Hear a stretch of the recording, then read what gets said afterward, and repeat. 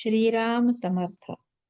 श्री समर्थ सद्गुरु ब्रह्मचैतन्य महाराज गोंदवलेकर यांची प्रवचने. 11 जानेवारी. आजचा विषय नामाचे सूक्ष्म स्वरूप.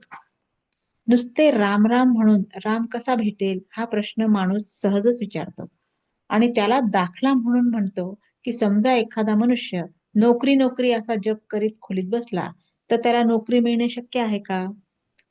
वरकरणी हा दाखला अगदी बेमालूम दिसतो खरा, पण थोडासा विचार केला तर तो इथे मुळीच लागू पडत नाही असे कळून येईल.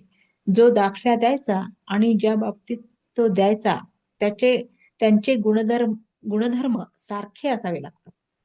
रामनाम आणि नोकरी यांचे परिणाम एकमेकांविरुद्ध आहेत. राम राम म्हणण्याचा शेवट रामप्राप्तीत म्हणजे स्वतःच्या विस्मरणात होत असतो. म्हणजे देहबुद्धीतून देहाच्या पलीकडे जाणे, म्हणजे स्थूलातून सूक्ष्माच्या पलीकडे जाणे हा राम राम म्हणण्याचा परिणाम. परंतु नोकरीचा परिणाम याच्या अगदी विरुद्ध आहे. मुळात नोकरी ही कल्पना सूक्ष्म आहे.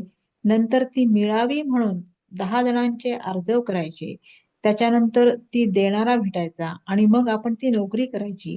म्हणजे नोकरी या कल्पनेतून सूक्ष्मातून स्थूलात जाणे हा नोकरीचा प्रकार. पण राम राम म्हणणे हा प्रकार स्थूलातून सूक्ष्माच्याही पलीकडे जाण्याचा आहे. यावरून नोकरीचा हा दाखला इथे लागू पडत नाही हे स्पष्ट होते.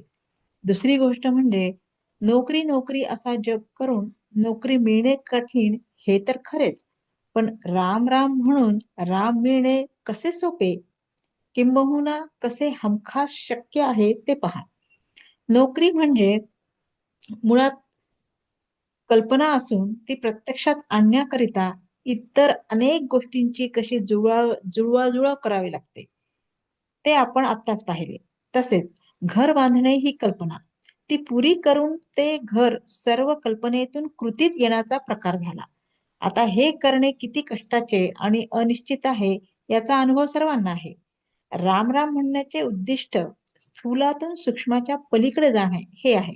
म्हणजेच अगदी सर्व बाजूंनी परिपूर्ण आणि भरलेले घर एक एक वस्तू फेकून देऊन रिकामे करण्यासारखे आहे.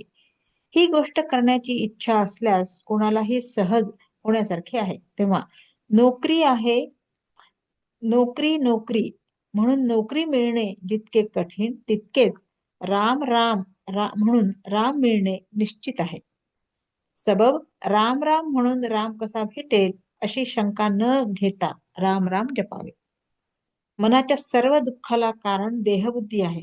ती यायला उपाय एकच, प्रेमाने भगवंताचे नामस्मरण करावे. त्याच्या योगाने सर्व मल जाईल. नामस्मरणच रामाची गाठ घालून देईल. चित्तात तशी तळमळ मात्र पाहिजे. मीपणा टाकावा आणि परमात्म्याचे होऊन जावे. बोधवाक्य: जो नाम घेतो त्याला देहाच्या सुखदुःखाची जाणीव राहणार नाही, तो आनंदात राहील. श्रीराम समर्थ.